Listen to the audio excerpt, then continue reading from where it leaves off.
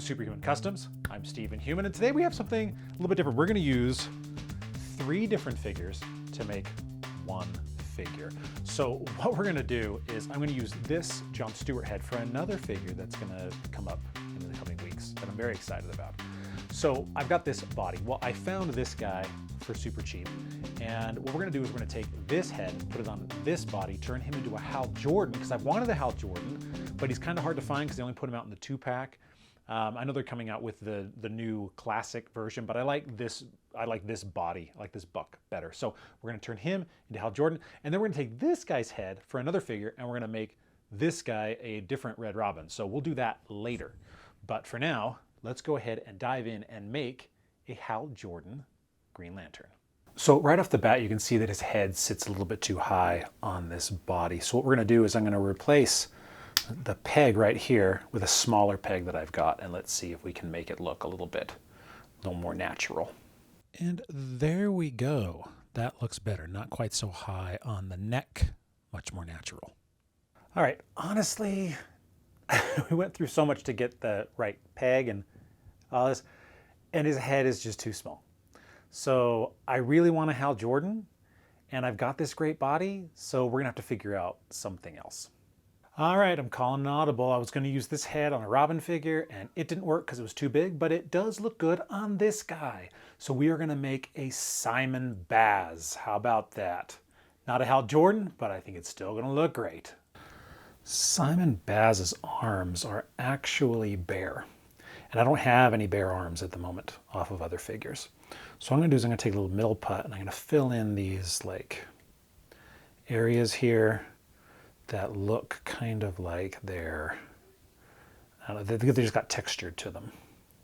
So I'm just going to do that, and then we'll sand them down, and hopefully that will be enough to make it look like he's not, that he's got bare arms, so I can paint them and have them look right. We will see if it turns out. One thing I've learned with Milliput is that I got to sand more, and sometimes it works out really nicely and sometimes it doesn't. So we will see what this one ends up looking like together.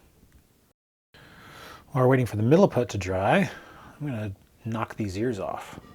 Just going to take this razor blade, cut them down, hopefully. There we go. Cut them all the way off, and then we'll sand them like we've done on other versions of Batman that we've cut the ears off of. So there we go. Now let's start sanding them, filing them first, I guess. And after a little bit of filing, Baz is starting to look pretty good. A lot of people have wanted a Simon Baz figure. Real quick, we're going to just paint these black so that when we do the skin tone over the top, everything will match. Nice and simple. Over some of the head a little bit too, why not over here? Next step, now these are all dry, I'm going to use some Vallejo, it's called Beastly Brown. And I'm going to do a base coat of a darker brown because Simon Baz is, I believe he's Arabic. In any case, he has a slightly darker skin tone. So what I'm going to do is I'm going to use this as a base, and then I'm going to paint a lighter one over the top to give us a more realistic skin tone. And hopefully that will work out the way I envision. Obviously this is too dark for him, but if we do just a dry brush over with a lighter skin tone, I think that will get us the tone we are looking for. So let's give it a try. Let's go ahead and paint his face up. I'm using a much smaller brush on this, just going over it. And then we'll do the exact same thing once we get the lighter shade on, and hopefully it'll give us exactly the shade we want. And I like this part because, sometimes I don't like the detail work, but when I get to move slow like this, it just becomes very enjoyable. So I've got a dry brush on this lighter color, and we're just going to see what we get. And that's not bad on the arm. Let's move it around nicely. And I think that's looking pretty good. I think that's what we want. Very nice. Let's get a little bit more, do the same on the other arms, just a little bit, basically taking just a little bit on the brush and then going over with the toilet paper, washing it off, wiping it as much off as I can, and then going over it. And it leaves a really nice, light covering. And if I need more, then I can go over it again. But I think that's looking pretty good. Do the same on the face, just with a smaller brush. So after having done the skin, I really wanted it to have the right look. And so I went and really got the flesh tone all over the mask. Because I originally tried to keep it so it was just on the skin. And it did not give it the right look. And so I was like, well, I just need to really go crazy to make sure it gets the coverage that it needs. And so it got all over the mask. So I'm just going to do some touch up right now. And then, while I've got the black out, I am going to blacken in this area here. Because on him, this area is all black. And it's great that on this figure, it kind of has the exact same design as what the character in the comics has, with this being black and this being green. So it actually turned out pretty perfect. When I was looking at it, I was like, oh, this is exactly what it's supposed to look like. So happy accident. Or they were always planning on doing a Simon Baz and having it look this way. Either way, it's a win for me. I am really happy with how this guy is turning out. And so now I'm going to go through with just my standard Vallejo dark green. That is the name of the paint. Nothing more complicated. And I'm going to paint around his face right here, because he has the cowl, but he's got almost like a mask that comes down on it. And that is one of his defining things. And so I'm going to paint that in. And while we have the green here, he's got a little bit of green that comes down. And I'm going to go through here and just add it. Now, obviously, this green does not match this green here. And normally that would be a problem. But it's not a problem on this one, because obviously we're going to take the metallic green over the top, and it's going to match these two greens. So this is a darker green, obviously, but we're going to be able to match it. So don't worry so much about it not being an exact green. And if you did want it to match, then I could go over all of this green with it, but I do not want to do that. I don't feel that that's necessary. So I am just going to paint here, get his mask, and get this filled in. Probably do another coat, and then move on from there. I think this guy's looking great. I'm far more excited about this than I thought that I would be. I think his head's turned out really nice. And I actually just today was able to get, I got some unmasked Selena Kyle from GameStop for free, because it was buy one, get one free, and I got some Dungeons & Dragons stuff, and I got her for free, and I'm going to turn her into a Jessica Cruz. And I'm very excited about that, too. So we're going to be filling out the Green Lantern shelf, and it is awesome. Now, after I put the initial coat of the green on, I did find I had a lighter green that actually matches really nicely. I'd forgotten I'd used that one for the Justice Lord Green Lantern. Well, so you can see that it matches much better now. But Simon has these interesting little glowing lines. I'm going to try and hit the edge here. I'll start on this side because I can actually see it from here. That come up from his mask and in a couple of other places. And so I'm going to hit them really nicely and lightly with the green here.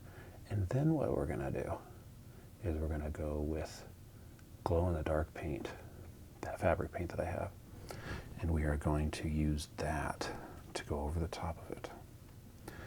And I think that that will very much accent it. Oof, if I can get these straight, this is hard. I'm kind of cutting across so you guys can see it. Honestly, sometimes filming and doing this is not It's not the best way to get straight lines. That's much better. There we go. I'm obviously using my magnifying glass. So I'll add these and then we'll put on the fabric paint. Now before we do the fabric paint, it is time to metallicize this guy. We're just using the standard craft metallic paint that I use. And we're going on nice and light as always. Just a cover to all of this. And it should match the greens pretty nicely once we're all done. That's what I did with like Kyle Rayner, and he had a completely different green than the other Green Lanterns. And when I was done, they all looked almost exactly the same. So it should match. Let's actually try it right now. Oops, oh crud, I just took the wrong green. All right, well, let's go with the smaller brush and go over here and let's see how close we can get it to everything else. Might not be perfect, but I have a feeling that it's going to be sufficient. And the thicker we go with it, the more sufficient it will be.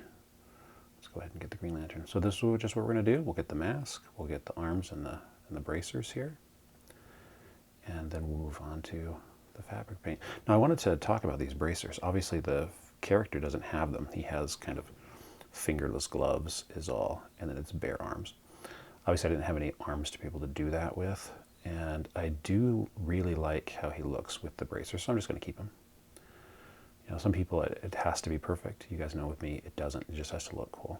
And so I'm going to stick with the bracers and call it good.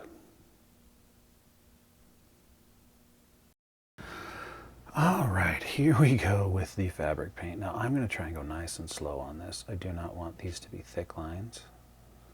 I want them to be thin. That's the problem with the fabric paint. Ooh, that turned out pretty nice. Look at that. I want them to be nice and thin. And I think that it looks like I'm able to do that. It seems like the longer I do this, you know, the more steadier my hand gets, and when I take time, oh, look at that. That's perfect. Oh, I'm very happy. I was really nervous that it was going to be clumpy and thick, and I think that, you know, in past experience when I would rush things. But I'm really happy with how this guy is looking. And so I think it's helping me to move at the right speed. Yeah, this is going to be awesome. So now I'm just going to go through and line all this stuff. Let it dry over the next few hours, and then I think we will be done. Time for some quick touch-up. And then I think we're about done. Ah, this guy's looking so great. Last thing we're going to do on Simon here is we're going to take this Citadel. It's called Striking Scorpion Green, and it's just a shade. But it goes over the top of the green, really liquidy, and it gives it an emerald flavor. So you can see the metallic still comes through, but it really makes the green just pop, and it makes it more of a Green Lantern green. So that's what we're going to go with. For our last beat, you can see that I've added a gun to his hand here, because early versions of him had a gun. I think that was fun. So he'll have that gun. And then we'll call this guy finished. I am shocked at how much I like this guy. I mean, obviously I started out wanting to do a Hal Jordan, and now with this Simon Baz, I'm totally in love. It turned out amazing, and he's gonna look great on the shelf. And here is a Hal Jordan that I did not too long ago in the same way. And you can see how their greens match, and they both look pretty awesome. So let's go ahead and look at a side-by-side of this guy with the original. And I'm really happy with how he turned out. Like, I just love how the green pops, and Simon Baz is a fun character, and it's great to have another unique lantern on the shelf. This Simon Baz is awesome. The head was great. It was perfect. If you guys have this setup, do it, because you will love it. He's going to be an excellent addition to the Green Lantern shelf. I'm Stephen Human. Thank you for watching Superhuman Customs, and I'll see you next week.